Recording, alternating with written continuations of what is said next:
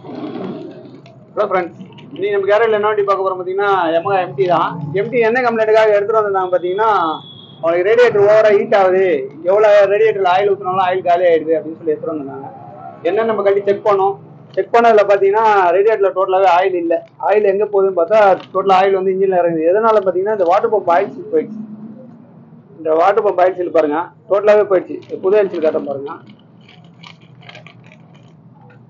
பாருங்க புது oil seal எப்படி இருக்கு, பழைய ஆயில் சீல் ஃபுல்லாக போனனால என்ன ஆகுதுன்னா டேரெக்டாக வந்து இந்த ஆயில் சீல் பார்த்தீங்கன்னா ரேடியேட்டர் ஆயிலும் இன்ஜின் ஆயிலும் மிஸ் ஆகாத இருக்குது, நடுவில் இருக்கும். இந்த ஆயில் சீல் போனனால என்ன ஆகுதுன்னா ரேடியேட்டர் ஆயில் டோட்டலாக இன்ஜினில் இறங்கும் போது ரேடியேட்டரில் எவ்வளோ ஆயில் ஊற்றினாலும் இருக்காது, காலி ஆகிடும். அதனால ஓவராக இன்ஜின் ஹீட் ஆகும். இன்ஜின் ஹீட் ஆகிடுச்சுன்னா உங்களுக்கு இன்ஜினில் நாய்ஸ் மாறும், உங்களுக்கு போரே வந்து ஜாமாய் போகிற மாதிரி இருக்கும். இந்த மாதிரி யாருமே ஓட்டாதீங்க. ஏன்னா இந்த கஸ்டமர் பார்த்தீங்கன்னா ஒரு 10 டேஸ்க்கு மேலே அப்படி தான் ஓட்டியிருக்காப்புல.